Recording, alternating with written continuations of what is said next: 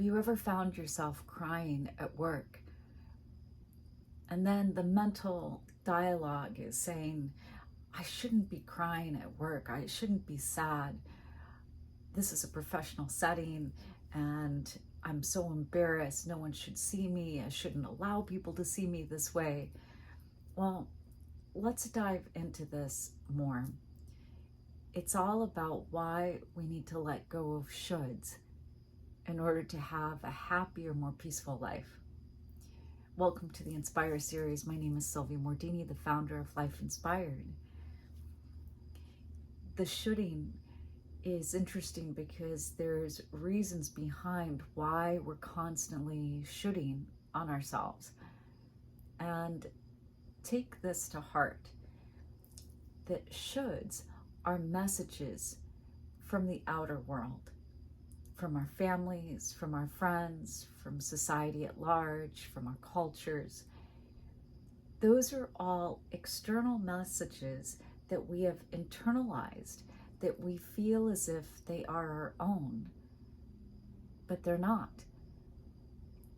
They're simply stories. And so one of the ways to help lessen the impact and this connection to the constant use of shoulds is to simply see it as a story. This is what you should do. This is what you should look like. This is what you should weigh. This is how you should parent. This is how you should be in relationship. This is what you should do at 30, at 40, at 50, at 60 years old. Those are each and every one of them just a story. And perhaps you've gotten caught up in the narrative of those individual stories, especially something like shoulds as they relate to your emotions and what you should be allowed to experience, and also then your appearance, what you should look like. So with that said, really take a look at where the origin is of the stories that you have related to the shoulds. Are they something that you heard so often that now you think it's your own narrative, that you actually believe that that's your thought? Because if you start to unpack it, shoulds are not from us. So the question to ask yourself is, what is it that you do want? Do you find the should tied up with expectations that are not your own? Expectations that don't align with what you even want to begin with? Is it a story for someone else, but it's not your story? And then look at the quality of the shoulds you're using against yourself and see if you can let go of the judgment you have from yourself to yourself because of that should. So you should weigh this weight, is maybe the story inside your mind that you think is your own. Maybe this is what you should look like. What is it there that is a judgment towards yourself? Is there a comparison between you and someone else? Is there an expectation from a parent about what you should look like or what you should weigh? And maybe this seed was planted when you were very young, and yet it's just been strengthened over the years, no matter what age you are now. And then take a look at what sort of egoic resistance you're experiencing. So let's look at shoulds as they relate to emotions, because that's one of the most important areas that we let go and eliminate the shoulds. If you grew up in a situation, a family of origin, that whatever emotion you experienced besides happy, you felt bad, ashamed, embarrassed about, you shouldn't be angry, You shouldn't be sad. You shouldn't ask for what you want. You shouldn't stand up for yourself. You shouldn't call attention to yourself. You shouldn't express big emotions of any sort.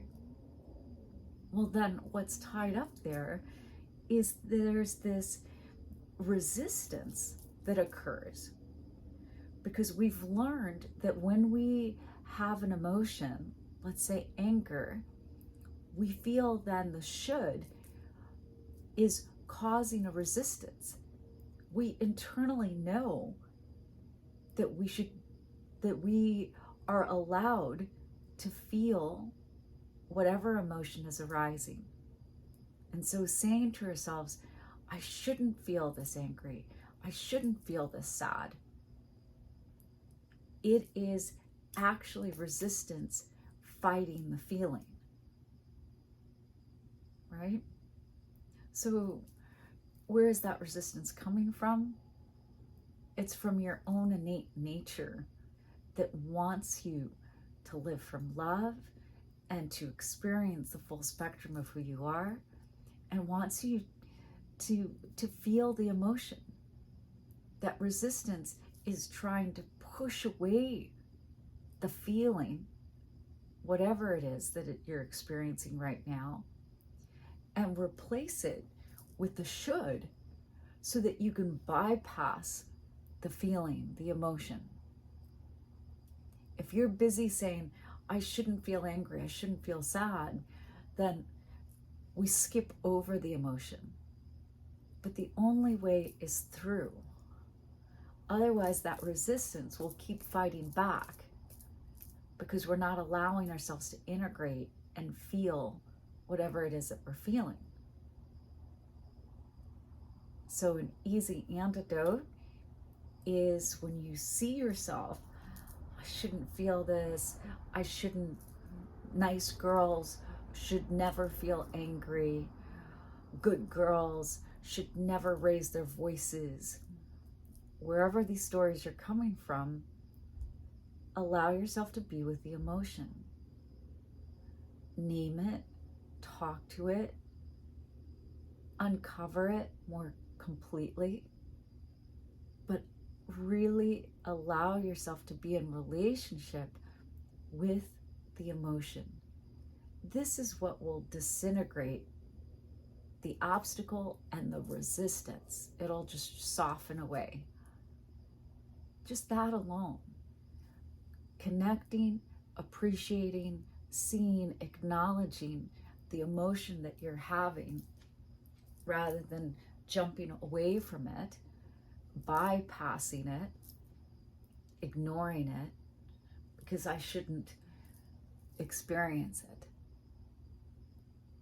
And so when you do that, you may notice that another emotion is revealed, and another, and another. It starts to unpack this whole suitcase of emotions that have been like packed in and packed down and suppressed. And that's okay.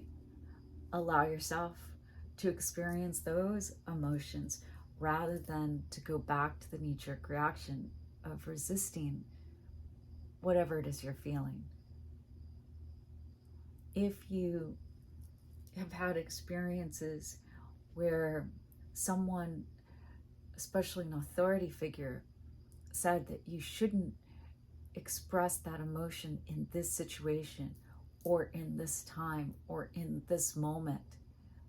And an example of that from my own life is at my father's funeral, just being told by kind-hearted folks going through the line, giving condolences, that I shouldn't cry.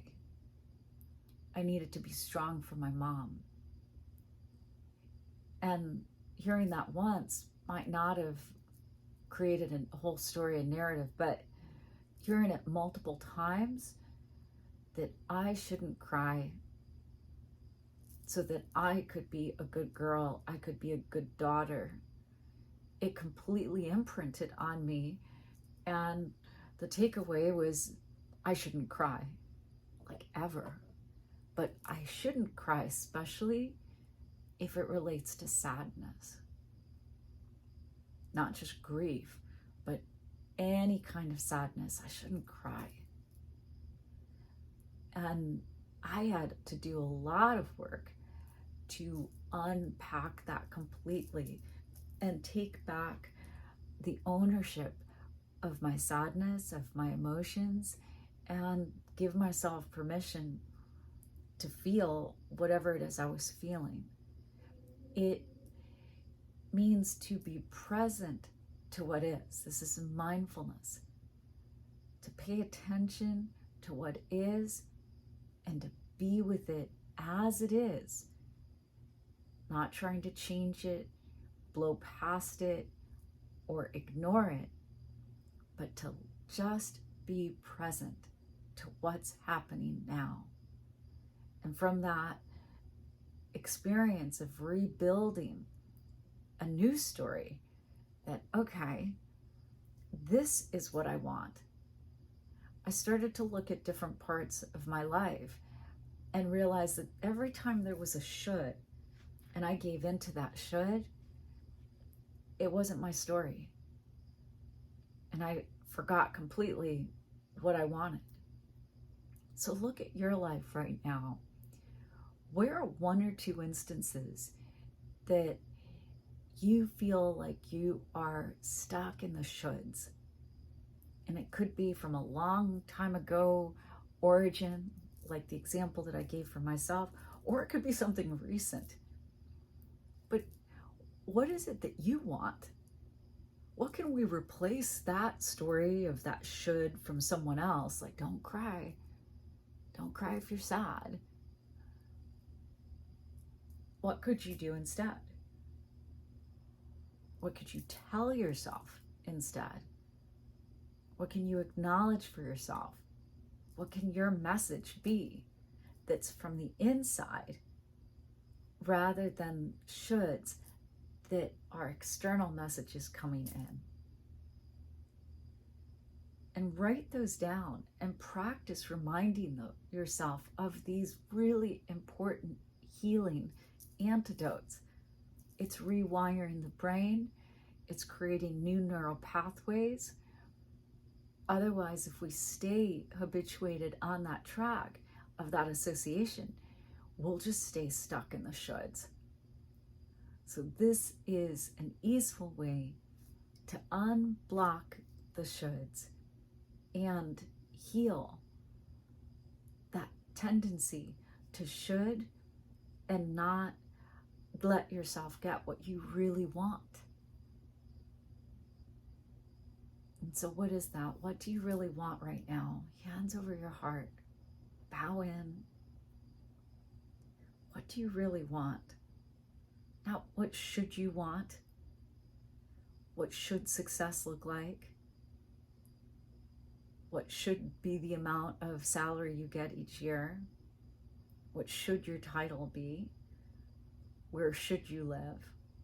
What should you wear? What car should you drive? But what is it that you really want? Where do you want to live? What title do you want to have for the work you do? What mission do you want to serve? What acknowledgement of your purpose do you want to make? And then hold on to those. And already you are healing and letting go of this old connection to the shoulds and writing a new story based on what you really want.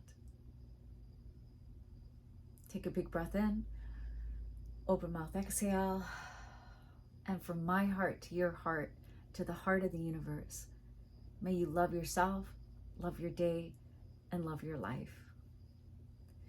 And if inspired, I would so appreciate if you would subscribe to my channel below.